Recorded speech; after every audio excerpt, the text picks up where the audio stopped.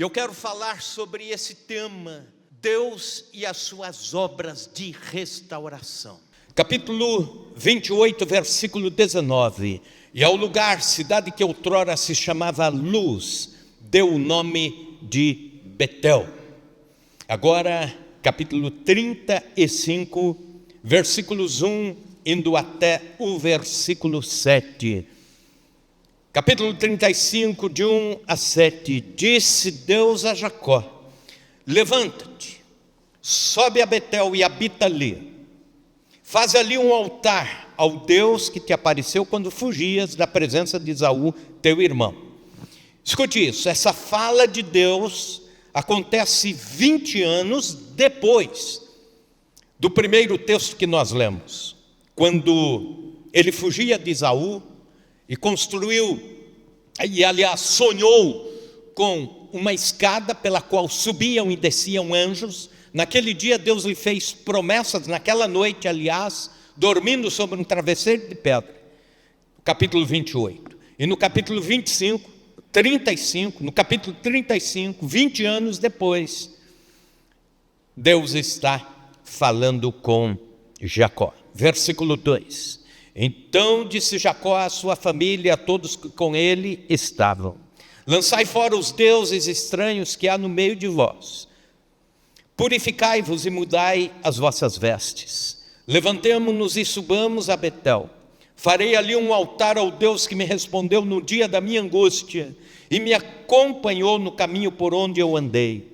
Então deram a Jacó todos os deuses estrangeiros que tinham em mãos e as argolas que lhes pendiam das orelhas. E Jacó os escondeu debaixo do carvalho que está junto a Siquém. E tendo ele partido, o terror de Deus invadiu as cidades que lhes eram circunvizinhas, e não perseguiram aos filhos de Jacó. Assim chegou Jacó à Luz, chamada Betel, que está na terra de Canaã, ele e todo o povo que com ele estava. E edificou ali um altar ao Senhor, e chamou El Betel, porque ali Deus se revelou quando fugia da presença de seu irmão. Capítulo 28, esse mesmo lugar se chamava Betel, nome que ele deu a um lugar antes chamado Luz. E agora no capítulo 35, ele muda o nome daquele local mais uma vez, chamando-o de El Betel. Conta-se que certa vez um faxineiro de um museu de arte, encontrou um quadro no despejo, no local que o lixo era juntado para ir para fora do museu. O quadro estava todo sujo, arranhado, todo alterado, irreconhecível pela sujeira e pelo descuido. Pois bem, o empregado ia levando aquele quadro, quando de repente passou próximo do local onde estava o diretor do museu. E o diretor disse assim: deixa-me ver este quadro, não jogue ainda. E ele então, olhando para o quadro, quase imprestável, disse: vamos fazer a restauração deste quadro. E chamou um restaurador de pinturas profissional, que o museu já conhecia, e devagar, durante algumas semanas, ele foi removendo a sujeira, corrigindo, ele foi refazendo os lugares onde antes houvera tinta e agora há ranhuras, e por fim o quadro ficou lindo, perfeitamente restaurado. E quando isso aconteceu, por fim, eles viram a assinatura do restaurador e compararam com a assinatura do pintor. E aí descobriram por que o restaurador fez uma obra tão boa, tão quase que perfeita quanto a do pintor. Porque ele era filho do pintor. E ele sabia com detalhes como seu pai trabalhava e onde seu pai queria chegar com cada obra de arte. O seu amor pelo pai era maior do que apenas o conhecimento profissional. A palavra de Deus nos diz em Lucas 19:10, o Filho do Homem veio buscar e salvar o que se havia perdido. A vida de Jacó, o patriarca, é uma dessas histórias de restauração, é uma dessas obras de restauração. E quando olhamos para a restauração que Deus faz na vida de Jacó, em todas as áreas, não somente na vida espiritual, mas aí nós entendemos como Deus pode trabalhar nas nossas vidas. A vida dos personagens da Bíblia Sagrada, na verdade, é uma inspiração para a nossa vida cristã. Deus iniciou um processo de restauração na vida de Jacó, quando ele estava nesse lugar que ele chama de Betel. Ali Deus fala com ele, ali começa um processo de restauração. E agora, 20 anos depois, capítulo 35 que lemos, Deus está concluindo essa obra, dando os últimos retoques para que o quadro da vida de Jacó fique pronto. E eu creio que Deus irá falar aos nossos corações, ou está falando aos nossos corações, trabalhando essa questão. Áreas em que precisamos de restauração. Algumas observações aqui no texto. A primeira delas é que a restauração é iniciativa de Deus. Disse Deus a Jacó. Deus começa a obra de restauração. 20 anos depois de Betel, Deus manda Jacó de volta ao mesmo lugar para dizer: Jacó, algumas obras na sua vida, algumas áreas na sua vida já foram restauradas nesses 20 anos, mas volta lá, mais algumas coisas precisam acontecer, mais algumas áreas desta pintura, deste quadro precisam acontecer. Jacó talvez pensava que todas as demandas já estavam resolvidas, de que ele já estava perdoado pelos pais, pelo irmão, já era agora próspero. Quando ele foge, ele não tem nada, apenas um cajado, um bordão, diz a Bíblia. E agora, 20 anos depois, ele já volta com uma família grande, e com bens, e com rebanhos. Mas Deus lhe manda exatamente para o lugar onde 20 anos atrás Deus falara com ele, onde 20 anos atrás Deus começara uma obra em sua vida. A iniciativa é dele, a obra é de Deus. Esse texto que nós lemos, Filipenses 1, versículo 6, estou certo que aquele que em vós começou a boa obra há de completá-la até o dia de Cristo Jesus. Deus conhece as obras que Ele precisa fazer na minha vida, na sua vida. Deus conhece, Deus sonda, Deus conhece aquilo que nós nem mesmo imaginamos. Deus sabe e conhece nosso passado, nosso presente e nosso futuro. Ele sabe cada detalhe das nossas vidas. Ele trabalha em áreas obscuras do nosso íntimo, consertando, preparando, reformulando, refazendo, reformando. A iniciativa é de Deus. Uma segunda consideração: a restauração passa pelo rompimento com o pecado. Veja o versículo 2, então disse Jacó à sua família e a todos que com ele estavam: lançai fora os deuses estranhos que há no vosso meio. Primeira ordem. Segunda ordem, purificai-vos. Terceira ordem, e mudai as vossas vestes. Os ídolos precisam ser lançados fora. A idolatria sempre seduziu o povo de Deus. Então a primeira ordem é: lançai fora os ídolos, lançai fora tudo aquilo que representa algo que se assenta no trono, que seria o trono de Deus. É lógico que a idolatria é muito ampla nos nossos dias. Não se trata apenas de imagens de esculturas, mas coisas, valores que se assentam no trono da nossa vida e que deveria só Deus estar ali como prioridade, como nosso Senhor, e exercendo o seu senhorio. A nossa esperança é o Senhor. Ele que deve gerar esperanças em nosso coração e não os ídolos deste mundo. Uma ocasião, eu conversando com um homem com respeito à idolatria, um professor de seminário, e ele disse o seguinte: quer ver uma coisa?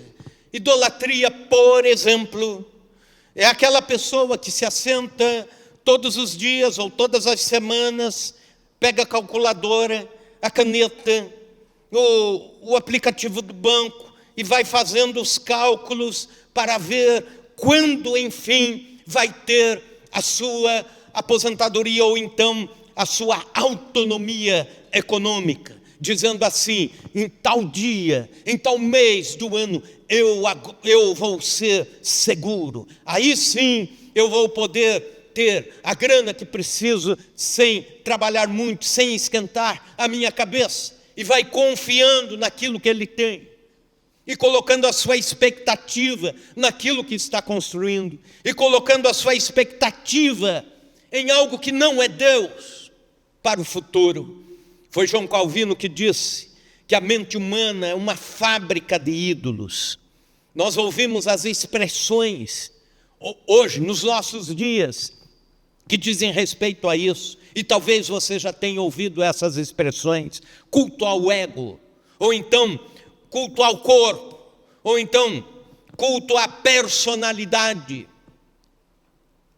Se trata de culto a alguma coisa que não é Deus. Lançai fora os ídolos. Quando precisamos de restauração de Deus, em primeiro lugar, Deus tem que ocupar o lugar que é dele na nossa vida. Senão não espere resultado de restauração em qualquer área da vida. É Deus que precisa se assentar e começar esta obra restauradora. A outra ordem: purificai-vos, porque o pecado suja o homem, suja a mente, suja a moral do ser humano. A terceira ordem: mudai as vossas vestes, sinal de uma nova pessoa, de uma reconduta, de uma apresentação pessoal diferente daquilo que foi até então. Na vida restaurada, os hábitos mudam, o vocabulário muda, alguns círculos de amizade mudam.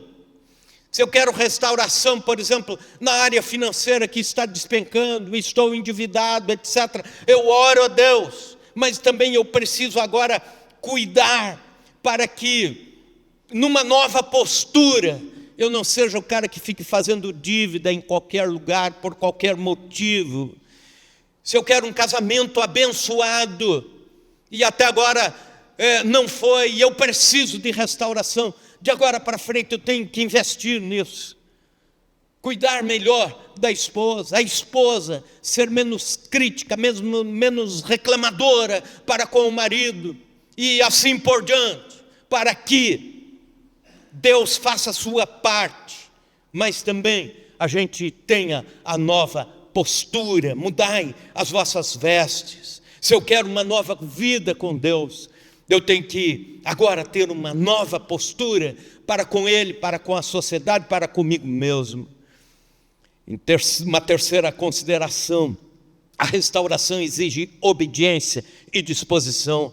Versículo 3: levantemo-nos e subamos a Betel. Ordem de Deus, e aí ele cumpre essa ordem com a sua família, e ele diz: farei ali um altar ao Deus que me respondeu no dia da minha angústia e me acompanhou no caminho por onde andei. Nós precisamos obedecer ordens que mesmo que a gente não entenda bem as ordens de Deus. Às vezes ele dá algumas ordens e a gente imagina assim: ou eu estou ouvindo demais, ou Deus está brincando comigo. Mas não é. A gente só vai entender as ordens de Deus depois, ou talvez nem vamos entender, mas precisamos cumprir. Se Deus está mandando, então faça. Se Deus está dizendo que tem que ser assim, então cumpra. Se Deus está mandando assentar, não fique procurando cadeira, senta, nem que seja no chão mesmo, mas cumpre a ordem de Deus. Cantor e compositor Marcus Witt escreve o seguinte: um cântico cantado no mundo todo, mas muito perigoso é: renova-me, Senhor Jesus. Porque um dia Deus começa a levar a sério, e aí Ele começa a te moldar. E esse processo dói. Restaurar um casamento dói. Restaurar a vida cristã dói. Processos de Deus não são tão fáceis como imaginamos. Seria tão bom se Deus fizesse assim e todas as coisas acontecessem num passe de mágica. Mas Deus trabalha justamente para trabalhar as nossas necessidades junto com o nosso caráter, junto com as nossas expectativas. Ele também nos molda, nos constrói, e isso demora tempo. Por isso esses 20 anos entre o começo e o fim do processo de restauração na vida de Jacó. Restaurar uma igreja dói. Restaurar uma nação dói. Mexe com interesses e assim por diante. Mas neste quadro de obediência, Deus vai trabalhando. Deus disse a Jacó: sai daqui, Jacó, está confortável aqui, mas volta lá para Betel, porque temos mais algumas coisas por lá. E ele vai com a sua família, ele vai com os seus rebanhos. Quarta consideração: a restauração requer arrependimento sincero. Verso 4, então deram a Jacó todos os deuses estrangeiros que tinham em mãos e as argolas que lhes pendiam das orelhas. E Jacó os escondeu debaixo do carvalho que está junto a Siquém. Arrependimento. A terra dos antepassados de Jacó era terra de idolatria. A terra do sogro de Jacó também uma terra de idolatria. Talvez o lugar de maior concentração de falsos deuses daquela época. Para uma nova vida com Deus, eles precisavam fazer uma faxina espiritual e também romper com o pecado. Apesar de tudo que Deus já tinha construído na vida de Jacó, apesar de tudo que Deus já tinha dado a Jacó, apesar de tudo que a família de Jacó já tinha visto das mãos de Deus, eles ainda tinham deuses escondidos entre eles, entre a bagagem, algumas licenças na sua vida. Mas para uma nova vida com Deus, eles precisavam agora de uma faxina radical. Não é possível ir a Betel levando os deuses da Caldeia. Arrependimento, no Velho Testamento, na língua hebraica, significa duas coisas combinadas: entristecer-se e mudar de rumo.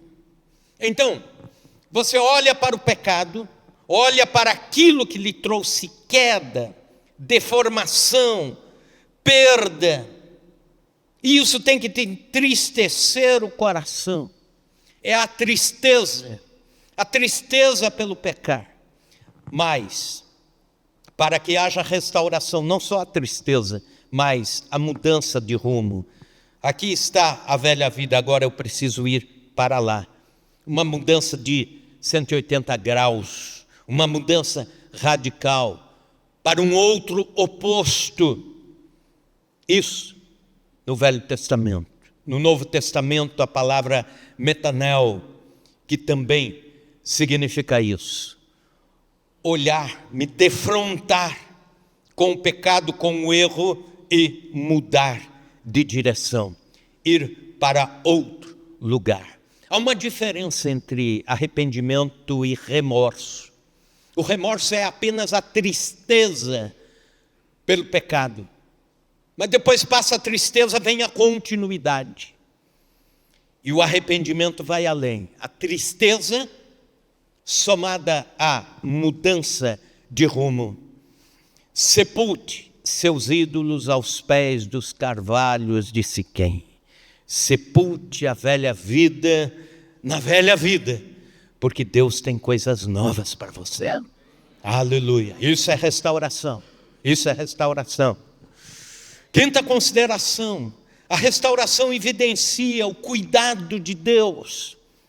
Se Deus começa a fazer isso com Jacó e sua família, Ele continua, versículos 5 e 6, e tendo eles partido, o terror de Deus invadiu as cidades que lhes eram circunvizinhas, e não perseguiram os filhos de Jacó.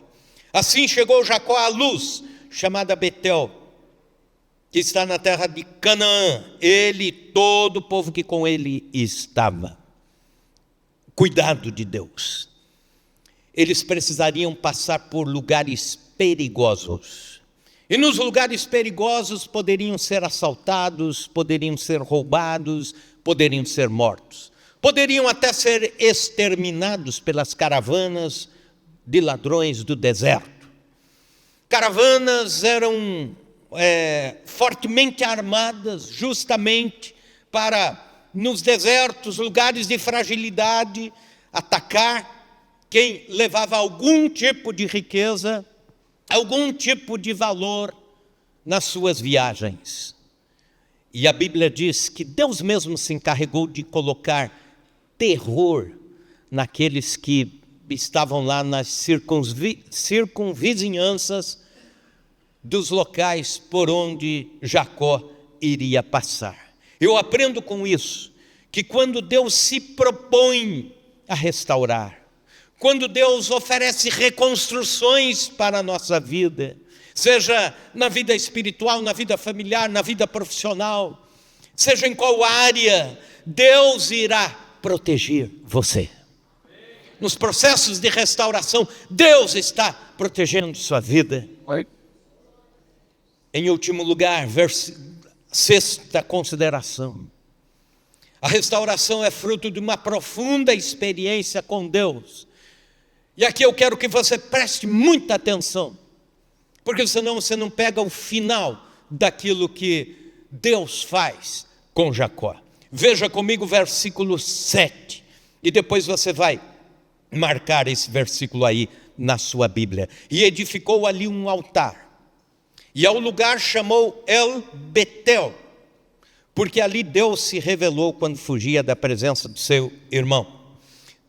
Pois bem, Jacó deixa de construir casas em Siquém. Jacó estava enriquecendo em Siquém. Jacó deixa de multiplicar rebanhos em Siquém.